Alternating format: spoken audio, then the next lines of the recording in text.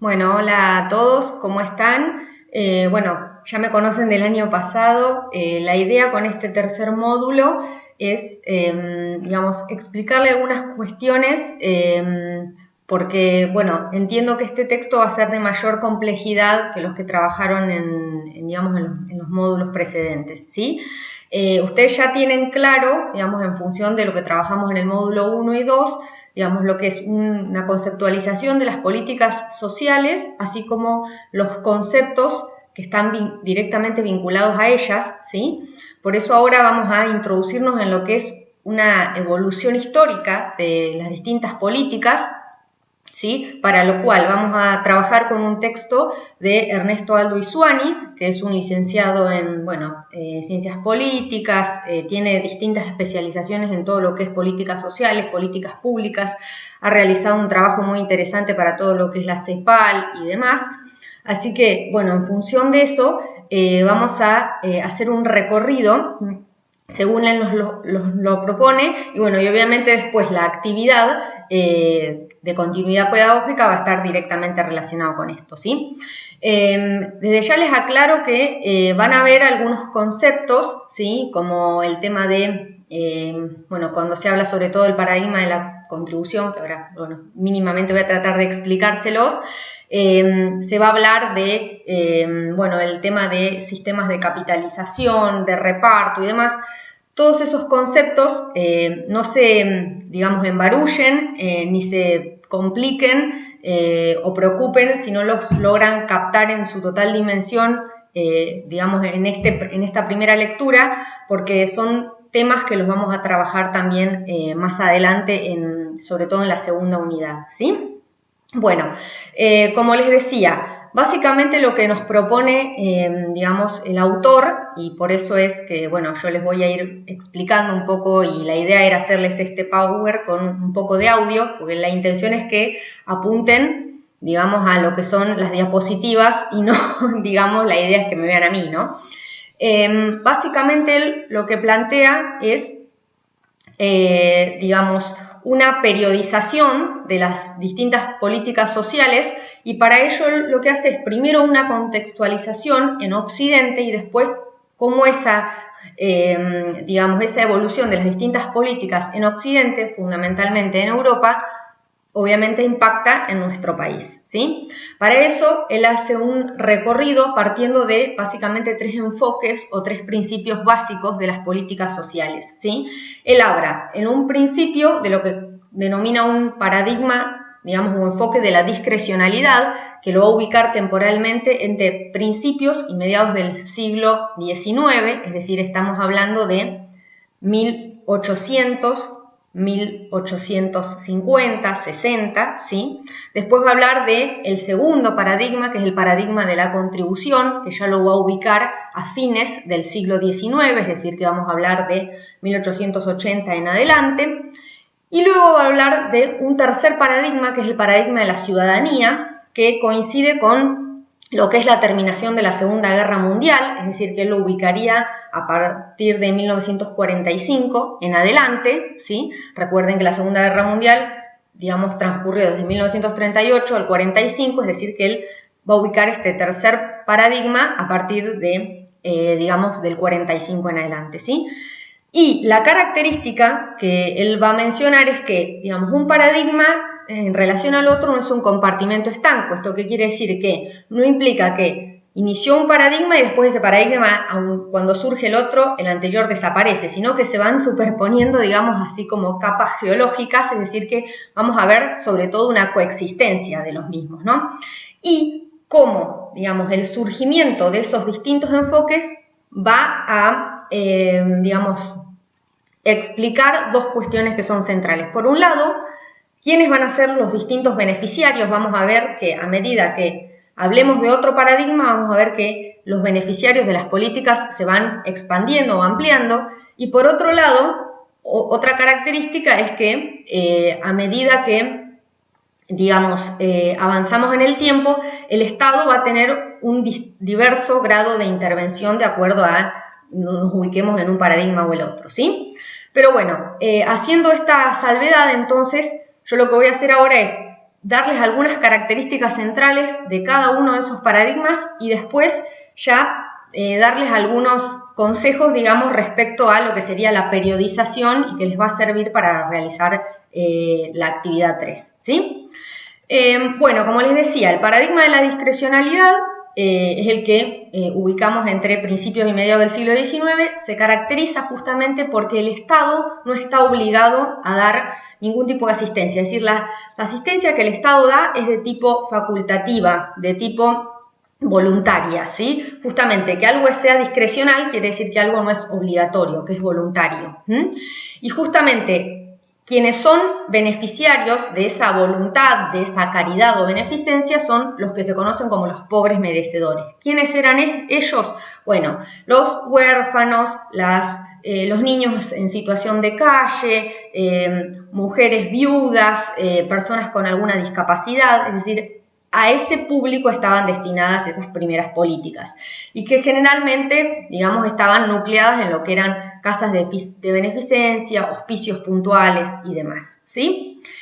Luego vamos a tener, digamos, un segundo paradigma, ¿sí? Que es el paradigma de la contribución, ¿sí? Que lo ubicamos ya, digamos, a lo que sería fines del siglo XIX. Está directamente relacionado este paradigma con todo lo que es la eclosión de la industrialización, la cuestión social, digamos, esta cuestión de la explotación y de los primeros reclamos de los trabajadores, ¿sí? Entonces, digamos, este paradigma ya no va a estar centrado netamente en una cuestión voluntaria o benéfica, sino que va a estar destinado a aquellos sectores, digamos, pobres o digamos, más privados, pero que contribuyen porque realizan un trabajo, ¿no? Es decir, que aquí vamos a apuntar a los trabajadores y se llama justamente de la contribución, ¿por qué? Porque hay tres partes que van a aportar para que estas políticas se logran llevar adelante y que son fundamentalmente el Estado, los empleadores y los trabajadores. ¿Sí? Ustedes saben, cuando una persona está, registrado, está en blanco, hay una parte de su sueldo, digamos, que va a lo que son sus aportes para el día de mañana poder jubilarse y una parte, digamos, la aporta el empleador, ¿sí? Bueno, y por otro lado, sí vamos a ver que el Estado en este tipo de paradigma va a empezar a ser un Estado más presente, ¿sí? Y bueno, por otro lado tenemos el tercer paradigma, donde vamos a ver un Estado más amplificado, podríamos decir, porque acá ya vamos a hablar de que es un paradigma que tiene como beneficiarios, ¿sí? A un concepto mucho más amplio porque apunta a la ciudadanía, es decir, acá no estamos hablando ni solamente de pobres merecedores o de trabajadores, sino que el concepto de la política social va a ser mucho más amplio, ¿sí? Vamos a abarcar, digamos, como lo planteaba históricamente y que después lo vamos a retomar en el segundo modo, en la segunda unidad, lo que planteaba históricamente Bismarck, que él decía que la política social, en la medida de lo posible, tenía que, abarcar, él decía, desde la cuna hasta el ataúd, es decir, desde que una persona nacía hasta que moría, tenía que estar cubierta por la política social, ¿sí? Y por un Estado que esté presente, ¿sí? Es decir, que digamos, este paradigma va a apuntar a todos, ¿sí? A los trabajadores, a los pobres merecedores, a un anciano, a una persona que tenga una discapacidad o no, a una persona que tal vez que tenía un desarrollo normal en su trabajo, pero tiene un accidente y se ve privada de su capacidad. Bueno, todas esas contingencias vamos a ver cómo, digamos, van a empezar a estar cubiertas, ¿sí? Por eso es que acá vamos a hablar de beneficiaria va a ser la totalidad de la población, el Estado va a procurar estar más presente y las políticas sociales ya van a estar, digamos, vamos a ver que van a estar consolidadas, digamos, como derechos, inclusive vamos a ver que van a estar plasmadas en lo que son las constituciones y demás, ¿sí? Bueno, y como cierre, digamos, como para no extenderme más, a lo que yo quería apuntar es que estos paradigmas que surgen en Europa se trasladan, obviamente, con el retraso correspondiente a nuestro país, ¿sí? Y en nuestro país, ustedes van a ver que, él plantea una periodización, donde se va a hablar básicamente de, 4 momentos. Él va a hablar de un primer momento, ¿sí? donde, digamos, él va a incluir desde 1810 hasta 1880, es decir, va a introducir, digamos, nuestro surgimiento a partir, o nuestro intento de surgimiento independentista a partir de la Revolución de Mayo, y ese primer periodo lo va a denominar Orígenes de la República, donde ahí vamos a ver un predominio exclusivo de lo que es el paradigma de la discrecionalidad, ¿sí? Es decir, el Estado no tiene obligación de intervenir, y vamos a ver que, la caridad, la filantropía, va a ser la protagonista a partir de distintas instituciones que menciona él, como por ejemplo la Sociedad de Beneficencia, ¿sí?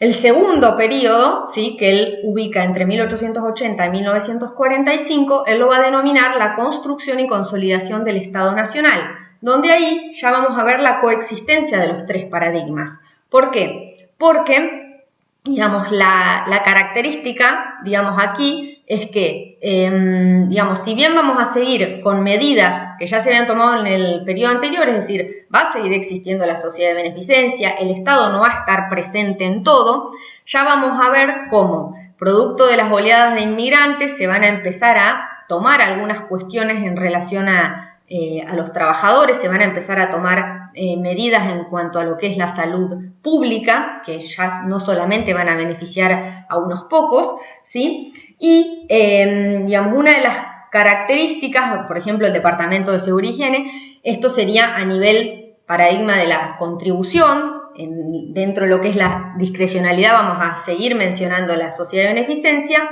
y por último, dentro de lo que es el paradigma de la ciudadanía, es decir, un paradigma que va a tratar de abarcar a todos, vamos a ver que el intento de consolidar el sistema educativo a partir de lo que es la sanción de la Ley 1420 de educación común, educación primaria gratuita, y cómo se complementa con la Ley Laínez. Es decir que vamos a ver también, digamos, la coexistencia de los tres paradigmas como ejemplos. Y como les decía, en la tercera etapa, que la vamos a ubicar en la segunda posguerra, desde el 45 al 90, también vamos a ver la coexistencia de los tres paradigmas, es decir, vamos a ver cómo, la sociedad de beneficencia sigue existiendo, pero, vamos a ver que empieza a tener un rol bastante residual, y la que va a tener mucho protagonismo, porque, las damas de beneficencia no la aceptan, va a ser la Fundación Eva Perón, que va a cumplir ese rol, de alguna manera discrecional. Por otro lado, vamos a tener, dentro de lo que es el paradigma de la contribución, la incorporación, de los derechos de los trabajadores a través del artículo 14 bis en la Constitución. Y, por último, por ejemplo, entre otras cuestiones que se citan, dentro de lo que es la ciudadanía, vamos a seguir con la coexistencia, por ejemplo, de la Ley 1420, ¿sí?, entre otras. Y por último tenemos la década del 90, donde vamos a hablar de la coexistencia de los tres paradigmas, con la particularidad, o sea, vamos a tener esta cuestión de la contribución, porque el artículo, los derechos de los trabajadores siguen existiendo. Vamos a tener, la ciudadanía, porque a partir de la reforma del 94 de la Constitución se incorporan, por ejemplo, los derechos de los consumidores y los usuarios, el tema de, los amparos colectivos. Vamos a ver que se va incorporando más esta cuestión de la ciudadanía, pero, por otro lado tenemos un corrimiento, una retracción del Estado por los procesos de flexibilización laboral, privatización. Entonces vamos a tener esta característica de que el Estado, va a intervenir, pero esa intervención va a ser un tanto discrecional, porque vamos a ver que las políticas sociales de este periodo, sobre todo en lo que refiere a, cuestiones básicas como son la vivienda, la alimentación y demás, van a ser políticas fundamentalmente focalizadas, es decir, vamos a volver en un cierto punto a lo que dijimos en el primer periodo, es decir, los, beneficiarios de esas políticas focalizadas van a ser esos pobres, de alguna manera merecedores, o personas que están en situación más desfavorecida, ¿sí? Así que fíjense cómo, de alguna manera, en un punto volvemos al inicio, ¿no? Bueno, espero haber sido clara. La idea era ponerme en contacto con ustedes, por lo menos para que me vean un ratito, y cualquier duda, obviamente saben dónde ubicarme. Así que a continuación seguramente van a tener digamos, el módulo, digamos, con las actividades. Lo voy a enviar cuando corresponda, así que bueno, cualquier cuestión seguimos en contacto y bueno, un saludo para todos.